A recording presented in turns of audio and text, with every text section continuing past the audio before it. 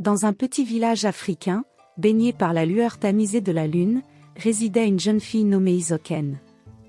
Aux yeux de tous, elle était le parangon de la vertu, une fille bien élevée qui s'impliquait activement dans les activités communautaires et qui assistait assidûment aux enseignements du pasteur local.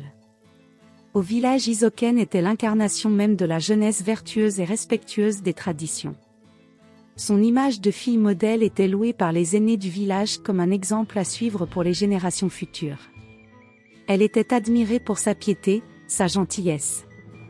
Cependant, derrière ce masque de perfection se cachait un monde secret, inaccessible au regard scrutateur de la journée. Dès que les ténèbres enveloppaient le village, Isoken se libérait des contraintes imposées par la société et se transformait en une créature de la nuit, éclipsant l'image pudique qu'elle présentait en plein jour. Sa double vie suscitait une fascination mêlée de méfiance parmi les jeunes du village.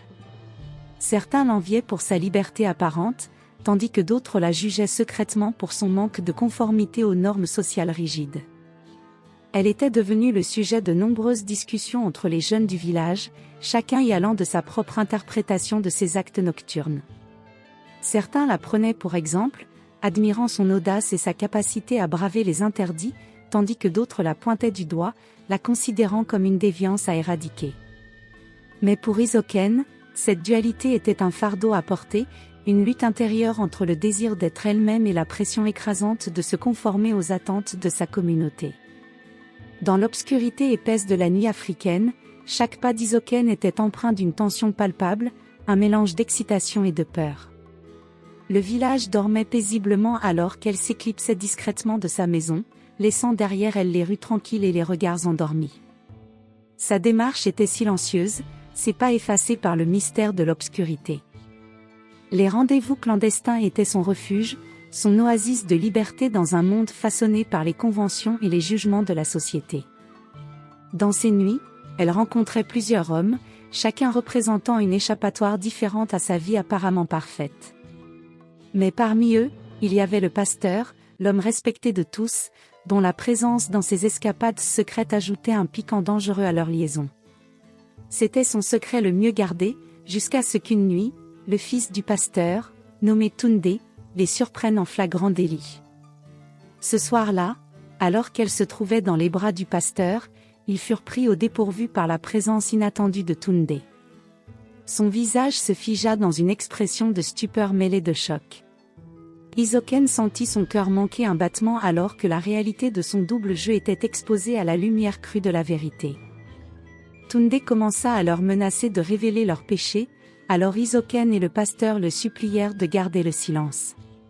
Cédant à une pulsion mêlée de désir et de colère, Tunde imposa une condition, que Isoken devienne sa complice, lui permettant ainsi de sortir également avec elle. Face à cette menace, Isoken accepta à contre-cœur, sachant que sa réputation était en jeu. Le poids des compromis pesait lourd sur les épaules d'Isoken alors qu'elle cédait aux exigences de Tunde. Elle se sentait piégée, prise au piège entre les attentes oppressantes de la société et les conséquences désastreuses de la révélation de leur liaison. Accepter que Tunde se joigne à leur secret était un prix élevé à payer, mais c'était le seul moyen de maintenir à flot les apparences et d'éviter un scandale dévastateur. Pourtant, même dans cette concession, Isoken ne pouvait pas échapper à son destin. Quelques mois plus tard, la découverte de sa grossesse révéla la vérité crue de ses choix. L'enfant qu'elle portait n'était pas issu de sa liaison avec le respecté pasteur, mais de ses rencontres secrètes avec Tunde, le fils du pasteur. La nouvelle de sa grossesse, loin de calmer les eaux agitées, ne fit qu'exacerber les tensions déjà palpables. Le pasteur, dévoré par la jalousie et la colère, se sentit trahi par la jeune fille qu'il avait autrefois chérie. Sa décision de révéler toute la vérité au village était une vengeance brûlante, un acte de désespoir motivé par le désir de protéger son propre honneur et de punir ceux qui avaient osé le défier. Pour Isoken, c'était le début d'une descente aux enfers. La vérité éclatant au grand jour, elle se retrouva isolée, rejetée par la communauté qui avait autrefois loué sa vertu et son dévouement. Son monde s'effondrait autour d'elle, laissant derrière elle un vide béant où autrefois se trouvaient ses rêves et ses aspirations. La révélation choquante ébranla les fondements même de la communauté. Les habitants étaient indignés par les actions hypocrites du pasteur, qui prêchait la vertu tout en commettant des péchés aussi graves. Ils se sentaient trahis et manipulés. Une vague d'indignation parcourut le village, et les habitants se rassemblèrent pour chasser le pasteur et demander des comptes à ceux qui avaient trahi leur confiance. Ils étaient sous le choc en découvrant que le pasteur était responsable de nombreuses grossesses non désirées parmi les jeunes filles. En plus d'Isoken, 3 autres jeunes filles avaient été enceintes du pasteur. 2 d'entre elles avaient déjà des enfants plus âgés, fruits de ces relations secrètes, tandis que la 3e était actuellement enceinte. Cependant, la révélation la plus déchirante fut celle des jeunes filles qui avaient préféré se suicider plutôt que d'affronter la honte et le jugement de leur famille et de la communauté. Leurs lettres expliquaient qu'elles avaient caché leur grossesse par peur d'être rejetées et jugées. Ces tragédies bouleversèrent profondément le village, et les habitants réalisèrent qu'ils avaient échoué à protéger ces jeunes filles. La division au sein de la communauté s'accentua alors que les familles des victimes pleuraient leur perte et exprimaient leur colère envers le pasteur, et ceux qui avaient gardé le silence sur ses agissements. Des débats houleux éclatèrent sur la nécessité de briser le silence sur les abus et les injustices, et sur la manière de protéger les jeunes filles vulnérables. Isoken, confrontée à la réalité de ses actions et aux conséquences de ses mensonges, ressentit un profond remords pour son implication dans ce scandale. Elle prit conscience du mal qu'elle avait causé et de la souffrance infligée à tant de personnes innocentes. Elle se sentit submergée par la culpabilité et la honte, mais elle comprit également qu'elle devait assumer la responsabilité de ses actes et contribuer à réparer les torts. Le village, autrefois uni par la foi et la tradition, était désormais divisé par la trahison et la révélation de ses secrets les plus sombres.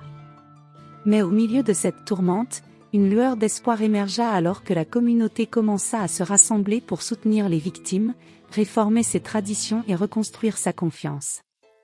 Tunde finalement était réellement tombé amoureux d'Isoken. Comme tous les 3 avaient été rejetés du village, ils partirent ailleurs faire leur vie. Abandonnée à elle-même avec sa grossesse, Isoken n'avait pas eu le choix d'accepter l'amour que Tunde lui offrait et ainsi ils finirent par fonder une famille ensemble. Pendant que le pasteur, toujours jaloux, promit de leur détruire jusqu'à ce qu'ils se fassent tuer par le père de l'une des filles qui s'était suicidée. Ainsi s'achève cette histoire. La morale de l'histoire est qu'il ne faut toujours pas se fier à l'apparence, certaines personnes habillées en anges peuvent être les pires espèces de la terre. Aussi apprendre à faire en sorte que vos enfants soient libres de communiquer avec vous, pour pouvoir vous avouer lorsqu'ils ont fait des erreurs et que vous les veniez en aide à temps, pour ainsi éviter le pire. Si l'histoire vous a plu, alors n'hésitez pas à aimer la vidéo et de la partager avec vos amis. Surtout n'oubliez pas de vous abonner à la chaîne et activer la cloche de notification pour plus d'histoires pareilles. Et merci d'avoir regardé jusqu'à la fin.